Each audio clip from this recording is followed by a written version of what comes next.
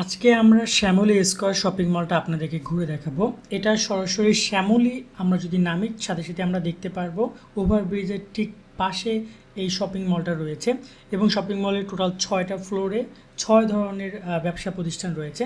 First ফ্লোরে এখানে কিছু ঘড়ির দোকান রয়েছে, কিছু চশমার দোকান এবং এখানে কসমেটিক্সের দোকানও রয়েছে, মানে এখানে কিছু ব্যাগের দোকানও রয়েছে। তো ফার্স্ট ফ্লোরে আসলে অতটা জমে নেয়, কিন্তু সেকেন্ড ফ্লোরে তাদের বেশি দোকানপাট খোলা রয়েছে।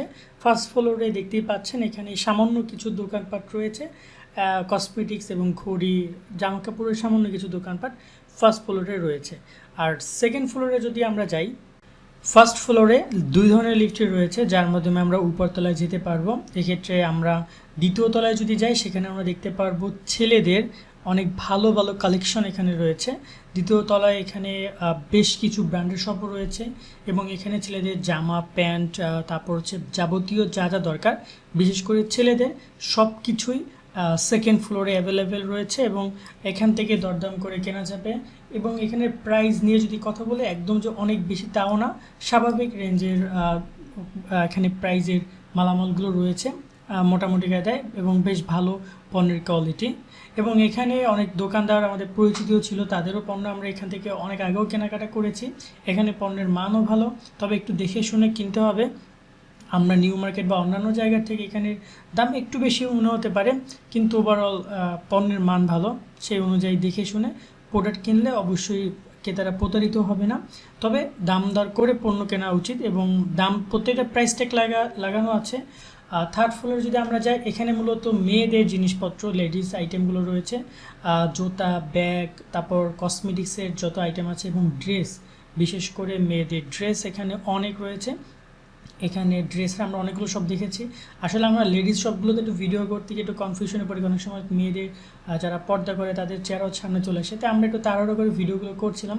তবে এখানে একদম যে অনেক দোকান খোলা ছিল তা না, আজকে আমরা শুক্রবার গিয়েছিলাম যার কারণে দোকান তো খোলা একটু বেশি থাকার কথা, কিন্তু তুলনামূলক একটু দোকান খুব কমই খোলা ছিল। সো এক্ষেত্রে এখানে মেয়েদের জামা কাপড়ের যদি কথা বলি, ড্রেসের দাম স্বাভাবিক, তবে একদম যে অনেক কম তা কিন্তু না, দরদাম করে কিনতে হবে এবং প্রোডাক্টের কোয়ালিটিও অনেক ভালো আমরা দেখেছিলাম। এবং এখানে মেয়েদের কয়েকটা ঘড়ির দোকানও রয়েছে, আর এখানে বেশ আইটেমগুলো ভালো পাওয়া যাবে আমরা মনে করি।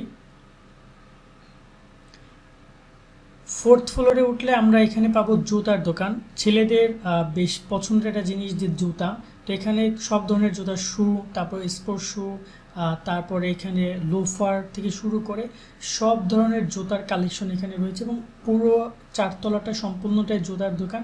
এবং এখান থেকে জুতার প্রাইস বেশ ভালো, জুতার দাম অনেক দামি জুতাও এখানে পাওয়া যায়।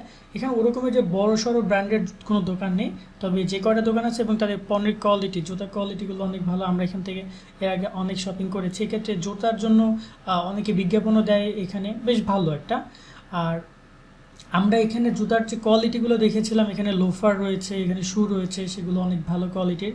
এখানে অবশ্যই জুতা কেনা যেতে পারে, দাম অনুযায়ী পণ্যের মান ভালো আছে এবং এখানে প্রচুর জুতা কালেকশন আমরা দেখেছি, নতুন নতুন সব কালেকশন, শুয়ের যে কালেকশনগুলো থাকে সেগুলো এখানে রয়েছে।